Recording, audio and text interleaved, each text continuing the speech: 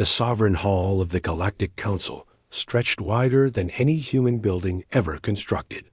Its crystalline ceiling displayed live images of 10,000 worlds, each one a reminder of the power gathered in this chamber. Ambassador Marcus Reed stood alone at the center of the speaking platform, a single human surrounded by the massive forms of alien species that had mastered space travel before humanity had learned to make fire. 17 delegations watched him. Some had bodies made of living crystal. Others floated in gravity fields, their tentacles drifting like seaweed in an invisible ocean. The Drethan representative coiled on its obsidian throne, its serpentine body covered in scales that glowed with shifting patterns of blue and green light. 8 billion humans watched through the camera hidden in Reed's collar pin. This was the moment humanity had waited 300 years for. First contact had happened 17 years ago, and the Council had kept Earth quarantined ever since, studying them like specimens in a jar. Today, that would change. High Arbiter Velonis rose from its throne, uncoiling until it towered 40 feet above the chamber floor. The patterns on its scales shifted to deep purple, a color that Reed's briefing files identified as formal authority. You come before this council to request what no primitive species has ever been granted, Velonis spoke. The words came through Reed's translation implant, but he could hear the alien's actual voice beneath them, a sound like wind moving through a cave. Full membership, voting rights, a seat among the elder races. Reed kept his hands steady at his sides. I come to inform this council that humanity's isolation ends today. Whether we join as partners or as something else entirely, that choice belongs to you. Laughter erupted from the Morathian delegation. Their representative was a massive creature with an armored shell and 4 arms ending in razor-sharp claws. Its mandibles clicked together in what passed for amusement among its kind. The creature has spirit, the Morathian said. Perhaps we should keep one as a pet. More laughter rippled through the chamber. The Vortex delegates, with their compound eyes and insectoid bodies, made a buzzing sound that their translators rendered as mockery. Even the ancient crystalline elders, beings of pure living mineral who had existed for 400,000 years, pulsed with dismissive light. But Velonis did not laugh. The High Arbiter had lived for 9,000 years. It had witnessed the rise and fall of empires that spanned entire galaxies. And in Ambassador Reed's steady gaze, it saw something it had not encountered in a very long time. Certainty. Your species has been observed, Velonis said slowly, the patterns on its scales shifting to a darker shade. Your wars, your cruelty, your chaos. You discovered how to split the atom and immediately used it to burn your own cities. You mapped your genetic code and debated whether to turn it into a weapon. Every advancement you make, you first ask how it might kill. Reed remained silent, his expression unchanged. The Council has deliberated for 17 of your years since first contact. We have reached a unanimous decision. Velonis paused, letting the weight of 300 civilizations press down upon the lone human. Humanity is denied membership. Furthermore, your species is hereby classified as a developmental threat.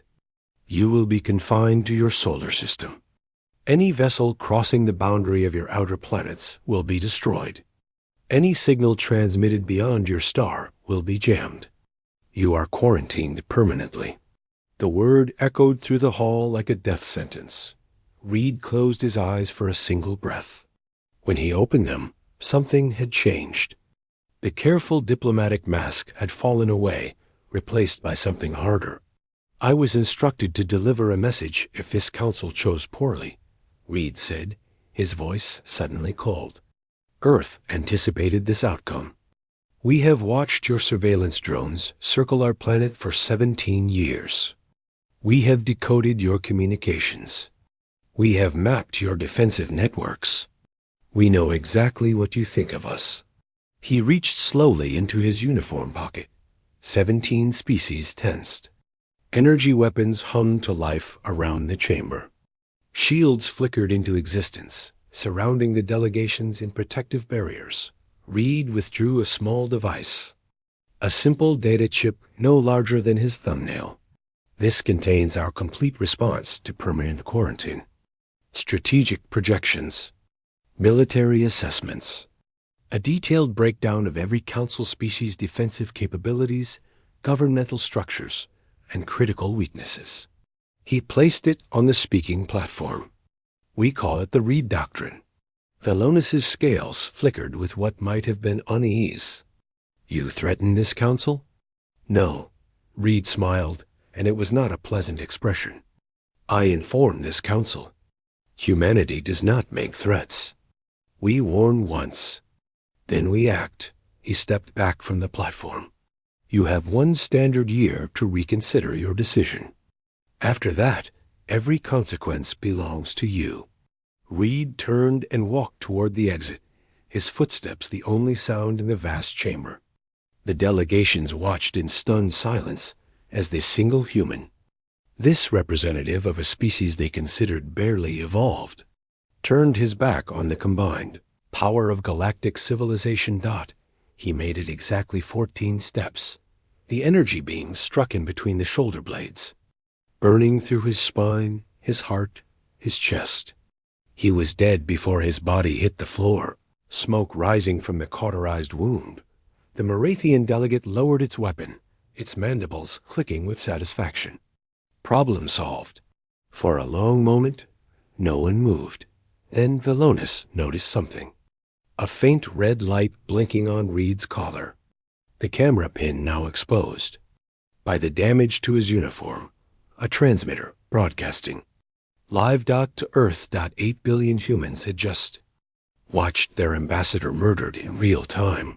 3 miles beneath the Swiss Alps.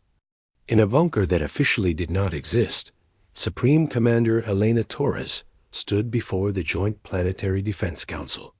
47 faces stared back at her from screens, representing every nation on Earth. The footage of Reed's death played on loop behind her. As of 11 minutes ago, Torres said, her voice steady despite the grief carved into her features. The Galactic Council committed an act of war against the unified people of Earth. Ambassador Reed was my mentor. He was my friend. He knew this was a possibility.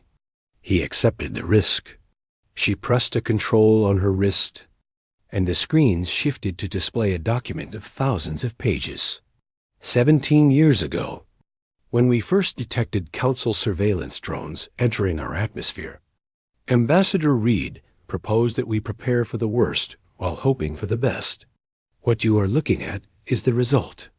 Project Prometheus, classified above any national security level, known to fewer than 200 people across all governments.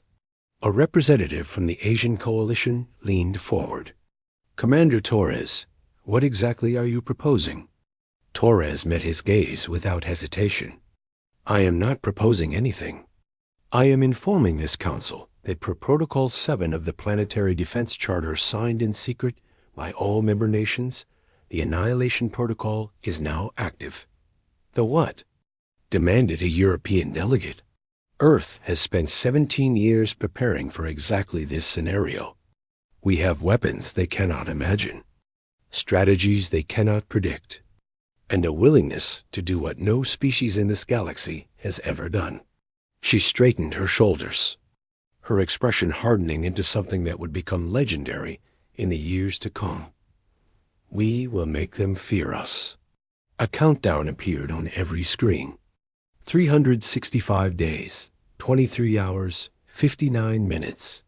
1 year. That was the grace period Reed offered them. We will use every second to prepare. And when that countdown reaches 0, the Galactic Council will learn exactly what happens when you kill a human envoy. The countdown continued, ticking away second by second, somewhere in the void between stars.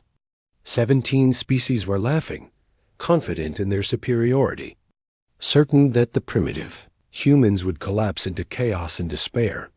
They had no idea what was coming.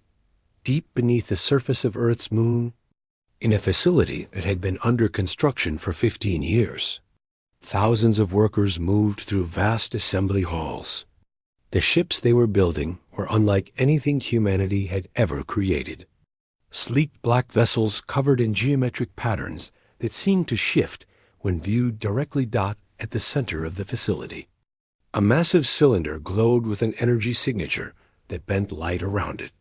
Dr. Nathan Cole stood before it, his reflection dancing in the impossible radiance. His assistant approached, voice trembling. "Is it ready?" "Another 6 months. Maybe 5 if we push the cruise." "What happens when we turn it on?" Cole stared at the cylinder, his eyes reflecting something that looked almost like fear. "According to the simulations, everything changes." The cylinder pulsed once, twice, and then began to hum. A sound that seemed to vibrate through reality itself. Galactic Council had made their choice. Humanity would make theirs. 11 months had passed. Since the death of Ambassador Marcus Reed, across the galaxy, the Galactic Council had expected chaos. They had anticipated civil wars, economic collapse, perhaps a desperate transmission begging for mercy from the quarantined humans.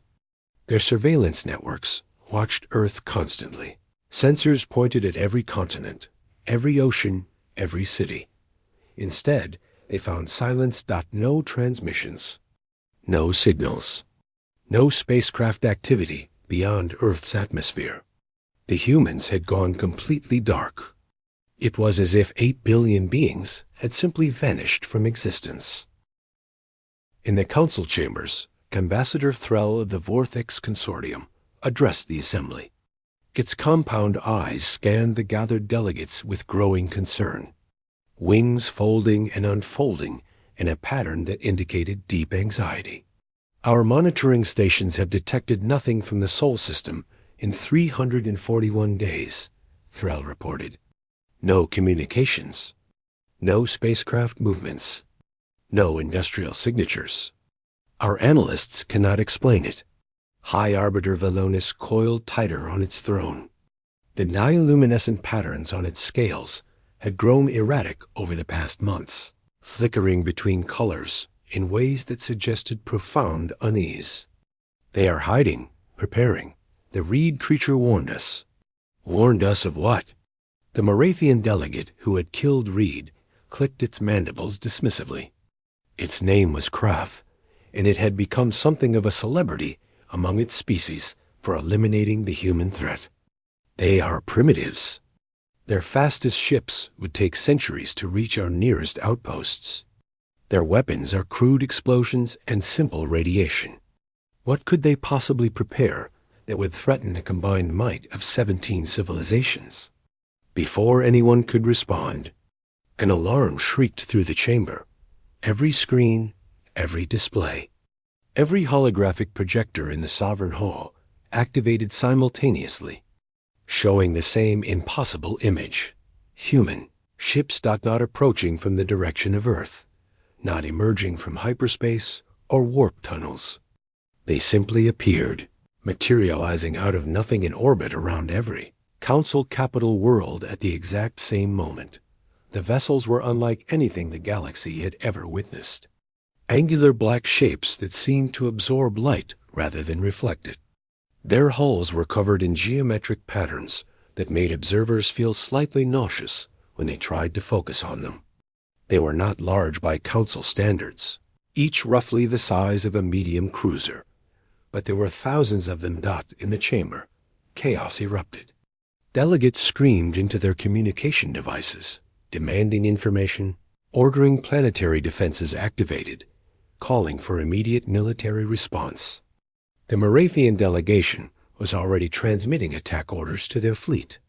The Drethen were charging their legendary defensive grid, a network of weapons platforms that had never been breached in 6,000 years. Velonis remained perfectly still, staring at the tactical display. "Faster than light," it whispered. They achieved faster than light travel in less than a year, without hyperspace, without warp technology. They simply moved from one point to another as if distance had no meaning. A transmission cut through all frequencies, overriding every communication system across 17 star systems simultaneously. The face that appeared was human. A woman with silver hair cut short, eyes that held no warmth, wearing a black uniform with a single silver star on each shoulder. Supreme Commander Elena Torres. "Members of the Galactic Council," she began, her voice calm and measured. "1 year ago, you murdered our ambassador. You laughed at our warning. You believed yourselves gods, and us insects beneath your notice. The tactical displays updated. The human ships were not attacking. They were simply holding position, surrounding every council world like a noose waiting to tighten. Today, I am not here to negotiate. I am here to explain what happens next." Torres held up a small device, the same type of data chip Reed had placed on the speaking platform a year ago. The Annihilation Protocol has 3 phases. Phase 1 began the moment Ambassador Reed died.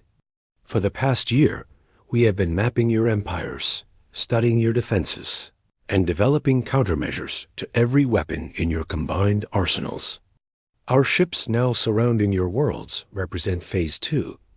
They will not attack unless provoked. They are messengers. She set down the chip and clasped her hands behind her back. Phase 3 is the message itself. The screens shifted, showing a small ice moon in a distant system that no council species had bothered to claim. Worthless, remote, irrelevant. This moon is approximately 3,000 kilometers in diameter. In 30 seconds, it will cease to exist. Silence gripped the chamber. "This is not a threat," Torres continued. "This is a demonstration. You need to understand exactly what you have awakened." A countdown appeared on every screen. 20 seconds. The council delegates watched, unable to look away. 15 seconds.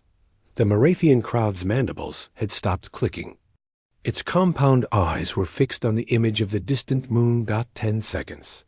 The Lonus's patterns went completely dark, the equivalent of holding its breath. 5 seconds. 0. The moon flickered once, as if reality itself had glitched. Then it was gone, not destroyed, not shattered into debris, not vaporized by some massive explosion. Simply gone, erased from existence as if it had never been there. Where the moon had orbited moments before, there was only empty space. Torres's face returned to the screens. The weapon that just erased that moon exists in 17 copies, each mounted on a vessel currently in orbit around your capital worlds. The weapon has no countermeasure. Your shields are irrelevant. Your armor is meaningless. Distance offers no protection. She leaned closer to the camera, and for the first time, something like emotion flickered across her features. Not anger, not triumph. Cold, absolute certainty. The Galactic Council has 48 hours to comply with the following demands. First, immediate recognition of humanity as a sovereign member species with full voting rights. Second, the unconditional surrender of the individual who murdered Ambassador Reed to face human justice. Third, complete reparations for 17 years of surveillance and interference in human development. Velonis found its voice. And if we refuse? Torres smiled. It was the same smile Reed had worn moments before his death. Then we will demonstrate Phase 3 on something more significant than an ice moon. The transmission ended. In the council chamber, 17 species sat in frozen terror. Krath, the Marathian who had killed Reed, was trembling so badly that its armor plates rattled against each other. Its mandibles clicked in a pattern that roughly translated to prayer. "They cannot," it stammered. "The physics involved, it is impossible. No species has ever achieved such technology. No species could." Silence. Velonis's voice cut through the chamber like a blade. The High Arbiter turned to the crystalline elders, the oldest beings in the council. You have existed for 400,000 years. You have witnessed the rise and fall of 10,000 civilizations. Have you ever seen such a weapon? The elders pulsed in patterns of deep blue, a color that indicated profound disturbance. Never, came their harmonic response, a sound like wind chimes in a storm. The mathematics required to achieve what we witnessed should not exist. Reality itself would need to be rewritten. Velonis stared at the tactical display, showing the positions of the human fleet. They have been among the stars for less than 300 years, it said quietly. We have had millennia. How is this possible? No one had an answer. Later that night, when the chamber had emptied and the delegations had returned to their worlds to prepare for whatever came next, Velonis descended into the restricted archives beneath the council headquarters. Corridors of crystallized memory stretched into darkness, containing records that had not been accessed in 6,000 years. The High Arbiter stopped before a sealed vault marked with symbols that predated the council. Itself. Inside were records of a species that had once threatened the galaxy, a species so dangerous that they had been erased from history. The records called them the Precursors. They too had been humanoid. They too had evolved through struggle and conflict. And they too had discovered the same impossible physics that the humans had just demonstrated. The war against the Precursors had lasted 10,000 years. It had cost the lives of 1 trillion beings. VELL on is read the final entry in the archive, written by a long-dead arbiter in a language that no longer existed anywhere in the galaxy. They were not evil. They were simply too dangerous to exist. Their minds worked differently than ours. Where we saw limits, they saw challenges. Where we found contentment, they demanded progress. The entry ended with a warning. If another species like them ever arises, do not attempt diplomacy. Do not attempt containment. End them quickly before they reach their full potential. For if they are allowed to mature, nothing in this galaxy will survive their ambition. Velonis closed the record, its patterns flickering with terrible understanding. The Council had received this exact warning about humans 17 years ago. They had ignored it, and now it was too late. 48-hour deadline passed with no response from the Galactic Council. In the command center of the flagship Prometheus, Supreme Commander Elena Torres stood before a holographic display showing the position of every human vessel in the galaxy. Her senior staff surrounded her. Admiral Victor Kane of the fleet, a scarred veteran who had spent 30 years preparing for this moment. General Maya Asay of ground operations. And Dr. Nathan Cole, the scientist who had unlocked the secrets of reality-bending technology. They think we are bluffing, Kane reported, his voice grim. The Marathian fleet is moving to intercept our ships around their homeworld. 30,000 vessels, the largest military force the Council has ever assembled. Let them come, Torres replied. We knew they would test us. That is why Phase 3 has multiple levels of demonstration. She turned to Cole. Doctor, is the Lazarus array ready? Cole nodded, though his face showed deep concern. Commander, I must register my objections again. The weapon we used on the moon was surgical, limited. The Lazarus array operates on a completely different principle. We have never tested it at full scale. If something goes wrong, the effects could spread far beyond our intended target. We will not make mistakes. Torres turned back to the display. Select the target. The hologram shifted to show a massive space station orbiting the Marathian homeworld. Citadel Prime, the military headquarters of the Marathian Empire, home to 300,000 soldiers and the command infrastructure for the largest fleet in Council space. Citadel Prime, King confirmed. Destroying it will cripple Norathian offensive capabilities for decades. Torres shook her head. We are not going to destroy it, Admiral. Kane frowned. Commander? The Council believes they understand our weapons. They assume we have developed some form of matter disruption technology. Powerful, but ultimately just another weapon. Torres' expression hardened into something cold. We are going to show them that they understand nothing. She activated her communication implant. All human vessels surrounding Norathian space execute Protocol Lazarus. Target Citadel Prime. Duration 60 seconds.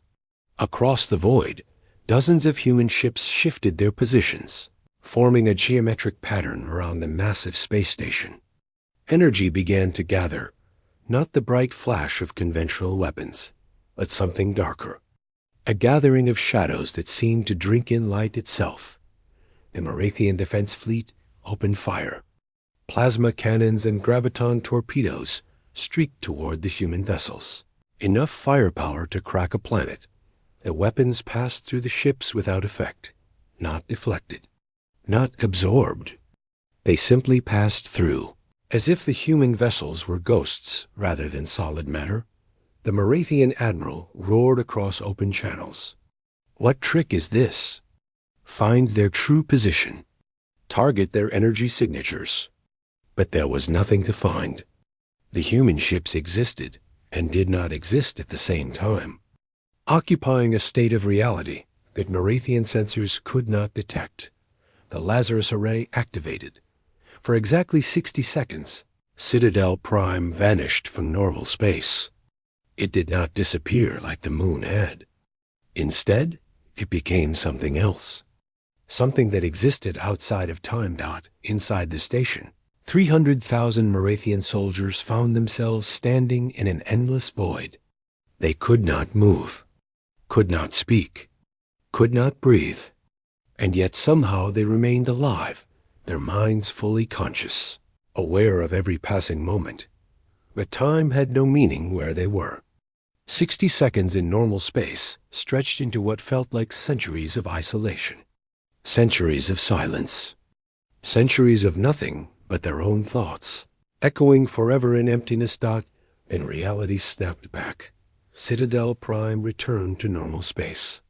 Every soldier inside collapsed simultaneously, their bodies unharmed, but their minds shattered beyond repair. They screamed. They wept. Some simply stared at nothing, their eyes empty, their sanity gone. The Norathian admiral's voice came through the communication channels, no longer commanding. It was a whisper, a broken sound. What did you do to them? What did you do? Torres's response was broadcast across all frequencies.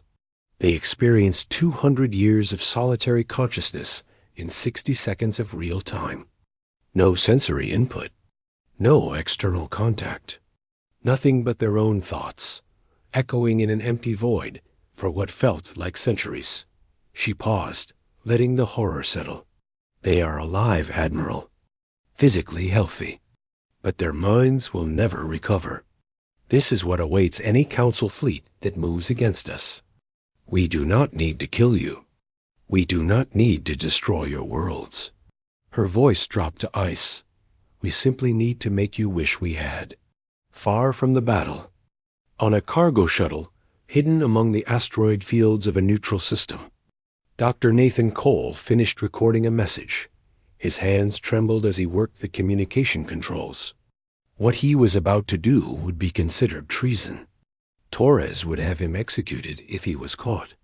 But he could not remain silent any longer. This message is being sent without authorization, he began. What I am about to reveal may be the only thing that saves both our species from extinction. He took a shaky breath. The technology we have developed, what we call the null field, was never meant to be a weapon. I discovered it by accident while researching quantum physics. The mathematics revealed that reality is not fixed. It can be changed, rewritten. With enough energy, existence itself becomes flexible.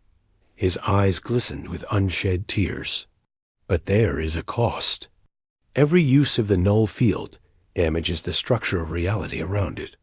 Small applications cause minimal harm. But the Lazarus Array, the weapon we just used, it created a fracture in space-time that is spreading. The screens displayed a complex diagram showing an expanding sphere of instability centered on Morathian space. If we continue using these weapons, if we escalate to full deployment, the damage will grow beyond our ability to control. Within decades, the affected regions will become uninhabitable. Not destroyed, but fundamentally incompatible with normal matter. Stars will burn wrong. Planets will phase in and out of existence. Life will become impossible. Cole's voice cracked. I tried to warn Commander Torres. She will not listen. The murder of Ambassador Reed broke something in her. In all of us. We were so focused on revenge that we never stopped to ask what we were becoming. He leaned closer to the camera. This war cannot be won through force. Every battle will poison the galaxy further. Every demonstration will accelerate the decay. We have created a weapon so terrible that using it enough times will end everything. The transmission flickered as he entered the final commands. Please. Someone has to stop this before there is nothing left to save. The message began broadcasting across all frequencies, reaching every corner of the galaxy simultaneously. In her quarters aboard the Prometheus, Commander Torres watched Cole's transmission in silence. Her expression was unreadable. Admiral Kane burst through the door. We have located Dr. Cole's position. A cargo shuttle, 12 light minutes from the fleet. I can have a retrieval team there within the hour. He has committed treason during wartime. The penalty is death. Torres did not turn around. No, Commander. Leave him alone. Kane struggled to understand. He has just revealed classified information to our enemies. He has potentially destroyed everything we have worked toward. Torres finally turned, and Kane saw something in her eyes that made him take a step back. A calculation so cold, so precise, that it barely seemed human. Dr. Cole has done exactly what I needed him to do, she said quietly. He has given the Council hope. Hope? The Council now believes our weapons are destroying reality. That belief will force them to negotiate, to delay, to search for diplomatic solutions instead of military ones. Torres walked to the viewport, staring out at the stars. And while they deliberate, our real preparations continue. Kane felt a chill run down his spine. What real preparations? Torres smiled, but there was no warmth in it. The null field was never our only weapon, Admiral. It was a distraction, a spectacle to keep everyone looking in the wrong direction while the true threat grows. She would say nothing more, but somewhere deep beneath the Council headquarters, High Arbiter Velonis had discovered something in the ancient archives that changed everything. A message from the precursors. A truth that had been hidden for 100,000 years. And a warning that the entire galaxy was already doomed, unless someone found the courage to do what had never been done before. 3 months had passed since Dr. Cole's warning. Transmission. Across the galaxy, a fragile peace had emerged. The Galactic Council, believing that further conflict would accelerate the destruction of reality itself, had entered formal negotiations with Earth. Human ships remained in position around Council worlds, silent and watchful, while diplomats from both sides met aboard a station constructed in neutral space. But beneath the surface, wheels within wheels continued to turn. In the Council chambers, High Arbiter Velonis presented findings that shook the foundations of galactic civilization. The ancient being had spent months in the restricted archives, piecing together fragments of deleted records, reconstructing data that someone had worked very hard to erase. The precursor files were incomplete, Velonis told the assembled delegates. There were missing sections, references to information that had been deliberately destroyed thousands of years ago. I have recovered what I could. The screens displayed text in a language that no living species could read, accompanied by translations that had taken Valonis weeks to complete. This is a message from the precursors themselves, their final transmission before they vanished from existence. The translation began to scroll across every screen to whatever comes after us. We made a choice that we believed would save the galaxy. We were wrong. The chamber fell completely silent. The weapon that destroyed us was not created by our enemies. It was created by us, a desperate measure to end a war that had consumed 10,000 years. We called it the Severance. It was designed to remove our species from existence entirely, erasing us from the timeline so that the damage we had caused would never have happened. Valonis's patterns flickered with distress as the message continued. But existence cannot be erased so easily. Our removal created a void, a wound in the fabric of reality that the younger species inherited without understanding. The aggression that civilizations feel toward anything different, the fear of beings who think in new ways, the compulsion to contain and control rather than cooperate. These are not natural traits. They are echoes of the damage we left behind. The crystalline elders pulsed with colors no one had ever seen them display before. The implications were staggering. The Council's fear of dangerous species, Valonis said slowly.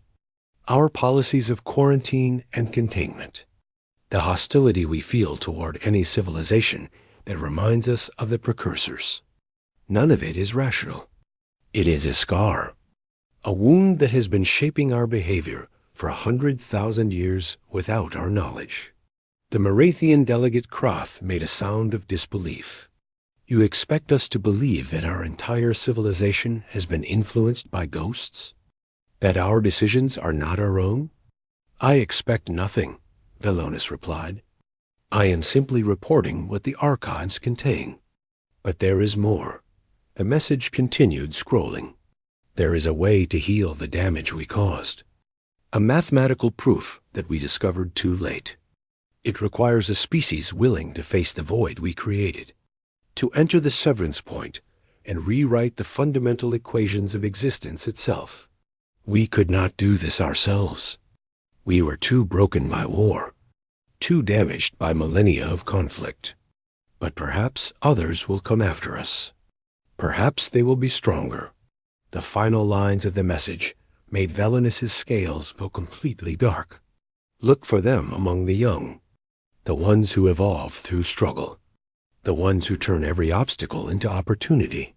They will seem dangerous because they are dangerous, but they are also the only hope for healing what we broke. When you find them, do not repeat our mistakes. Do not try to contain them. Help them. The message ended. For a long moment, no one spoke. Then the Vortex ambassador broke the silence. The humans. The message is describing the humans. So it would seem, Valonis agreed. A species that evolved through constant struggle. That transforms every limitation into a challenge to overcome. That has achieved in decades what took us millennia. The High Arbiter turned to face the Assembly. We have been treating them as a threat to be contained. The precursors are telling us they may be our only salvation. Aboard the Prometheus, Commander Torres received the transmission of Valonis's revelation through channels that were not supposed to exist. She had informants everywhere, ears in every delegation, eyes in every archive dot. She watched the precursor message 3 times before speaking. It seems the universe has a sense of irony, she said quietly. Admiral Kane stood beside her, his expression troubled. Commander, if this message is authentic, it changes everything. The Council's hostility toward us was never really about us. They were acting on programming they did not even know they had. I am aware. Then perhaps we should reconsider our approach. If there is truly a way to heal this wound, to remove the source of the aggression that nearly destroyed both our species? Should we not pursue it? Torres was silent for a long moment. When she finally spoke, her voice was different, softer, tired. Admiral, there is something I need to tell you. Something that no one else knows.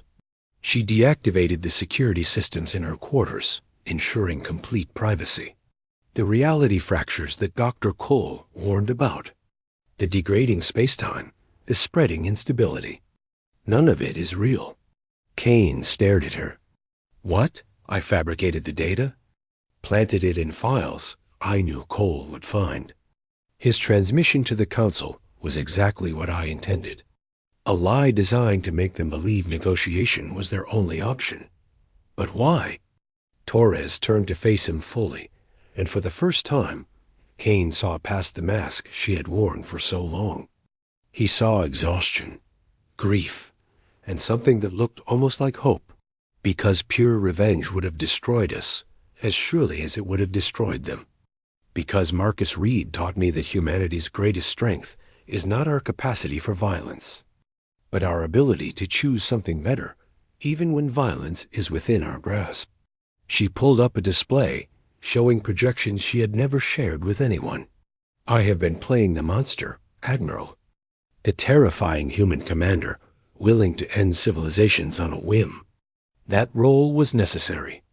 It paralyzed the Council, prevented them from taking military action while we built our strength.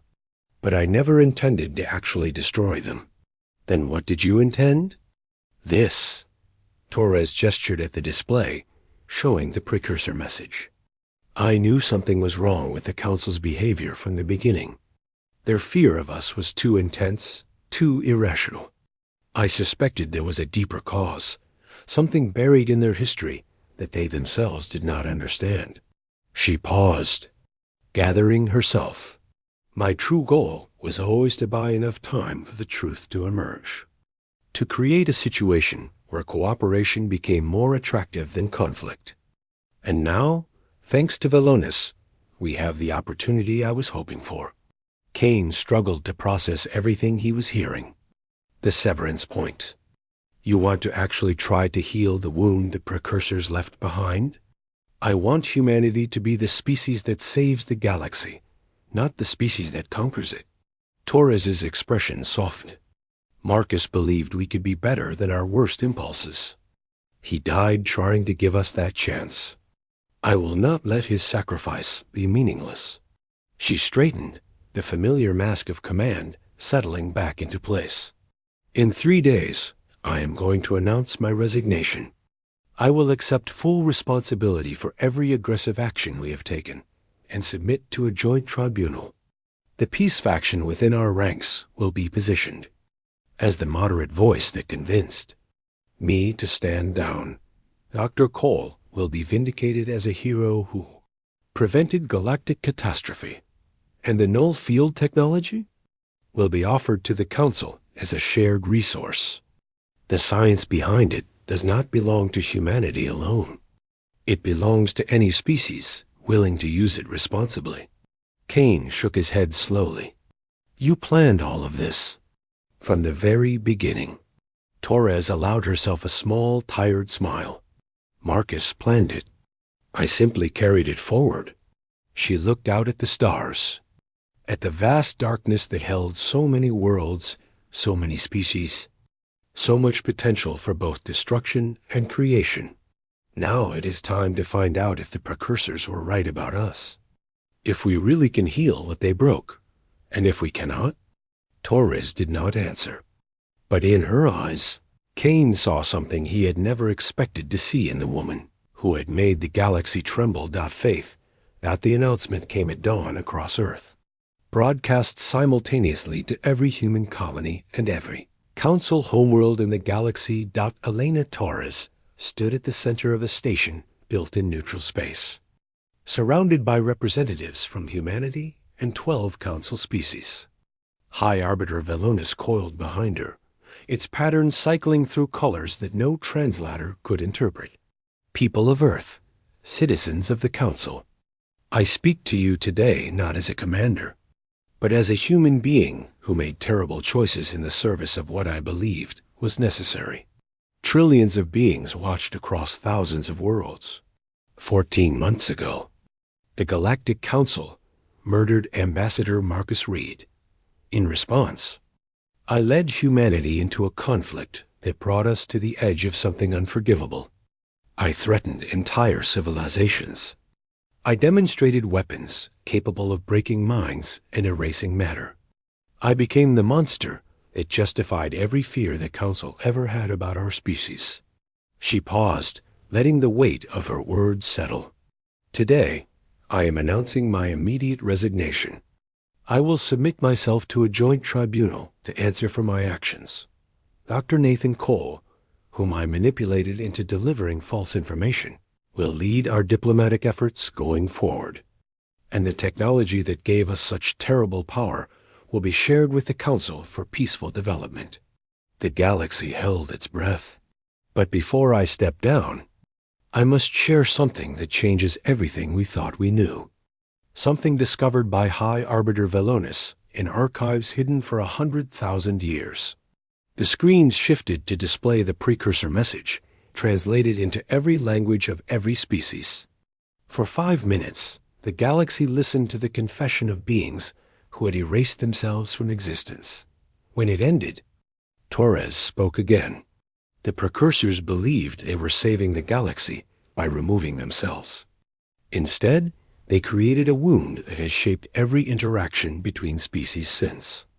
The fear, the aggression, the desperate need to control anything different or dangerous. None of it was natural. All of it was damage. Dr. Cole stepped forward, his face showing the weight of everything he had learned. The precursor message included a mathematical framework, he explained, a theoretical pathway to reaching what they called the severance point, the moment in space-time where they erased themselves. According to their calculations, it may be possible to reverse what they did, to heal the wound they left behind. He pulled up a diagram of equations so complex they made. The null field mathematics looks simple, but reaching the severance point requires something no single species can provide. It requires the combined knowledge of every spacefaring civilization working together. The precursors could not do it alone because they were too damaged by war. We cannot do it alone because we lack the wisdom of species who have traveled among the stars for millennia. Cole turned to Velonis. High Arbiter, what Commander Torres offered, shared technology and diplomatic integration, it was meant as a path to peace. But perhaps it can be something greater. Velonis rose to its full height, scales shimmering with patterns of deep gold, a color that indicated solemn commitment. For 6,000 years, the Council has assumed certain species must be contained for the safety of all. We rejected, quarantined, and sometimes destroyed civilizations that reminded us of the precursors. We believed we were protecting the galaxy. The ancient being lowered itself to meet human eyes. We were perpetuating the very wound we feared. And you, the species we most wanted to control, may be the only ones capable of helping us heal. The project took 7 years. Scientists from 17 species worked alongside human researchers in a facility, constructed at coordinates specified in the precursor message, a point in deep space where the fabric of reality was thinnest, where the scar of the severance was closest to the surface. Dr. Cole led the human team, his hair gone completely gray, his body weakened by years of grueling work. But his determination never wavered. Elena Torres, no longer commander, served as a technical advisor. Her tribunal had sentenced her to lifelong service rather than imprisonment, recognizing that her tactical brilliance could be directed toward constructive ends. And Marathian Krath, who had killed Ambassador Reed, had been extradited to Earth to face human justice. The trial ended not with execution, but with a different sentence. Krath would spend the rest of its life as a liaison between Marathians and humans, working to bridge the gap that its act of violence had created.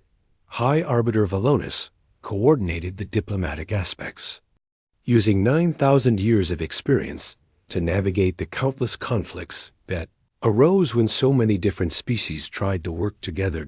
And slowly, impossibly, they made progress. The mathematics of the severance point required ways of thinking that no single species possessed. Intuitive leaps came naturally to humans. Patient analysis was the strength of the crystalline elders. The vortex contributed pattern recognition beyond anything others could achieve. The Drethin brought creative solutions no one else had imagined. Each breakthrough came from collaboration. Each obstacle was overcome through trust. On the day they were finally ready, the entire galaxy watched. The severance point manifested as a tear in space itself, a wound that had existed since the precursors erased themselves. Through it, those with sensitive perception could glimpse something impossible. A timeline that had never existed, filled with beings who had never been born. The precursors themselves. The calculations are clear, Cole announced to the assembled representatives. We can close the wound, heal the damage, remove the distortion that has shaped galactic civilization for 100,000 years. He paused, his expression troubled. But the process requires a consciousness to serve as an anchor, a mind willing to enter the severance point and hold it stable while the equations resolve. That consciousness will be absorbed, integrated into reality itself, not destroyed exactly, but transformed into something no longer individual. Silence fell over the assembly. I will go, Elena Torres said, stepping forward. Cole shook his head. Elena, there may be other options. There are not. She turned to face the gathered species. I spent years as a monster, threatening to destroy everything you built. Let me spend eternity as something better. An anchor, a foundation, a reminder of what humanity can become when we choose to build rather than burn. Velonis moved closer. Commander Torres, this sacrifice is not required. The mathematics may allow for alternatives.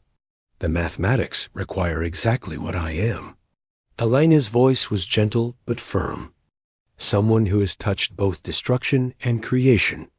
Someone who has seen the worst of what thinking beings can do and still chosen to hope for better. She looked at Cole, the man who had opposed her, exposed her, and ultimately became her closest friend. Tell them about us, Nathan. Tell them about Marcus Reed and what he dreamed. Tell them that humans are not what the Council feared. We are what the precursors hoped for. Before anyone could stop her, she walked toward the severance point. The tear in reality pulsed as she approached. Ancient equations, dormant for 100,000 years, began to activate. The wound that had shaped galactic history started to close. Elena Torres did not look back. She stepped into the light, and reality changed. The effect took decades to become fully clear. But species that had been enemies for millennia found themselves able to communicate without fear. Civilizations that had been quarantined were welcomed into the galactic community. The compulsive aggression that had driven so many conflicts simply faded. The wound was healed. Dr. Nathan Cole lived long enough to see children born into a galaxy without the precursor distortion. He wrote the definitive history of humanity's first century among the stars. The book ended with words Elena had spoken before entering the severance point. We are the ones who break limits. We are the ones who refuse to accept that anything is impossible. We are the ones who turn every obstacle into opportunity and every enemy into a friend. We are human, and we are exactly what the universe needed. Throughout the galaxy, in every language of every species, a single phrase became the standard greeting between strangers. A phrase that acknowledged shared history and hope for a common future. Two simple words that Elena Torres had offered in her final moment. Trust me. And against all odds, the galaxy did.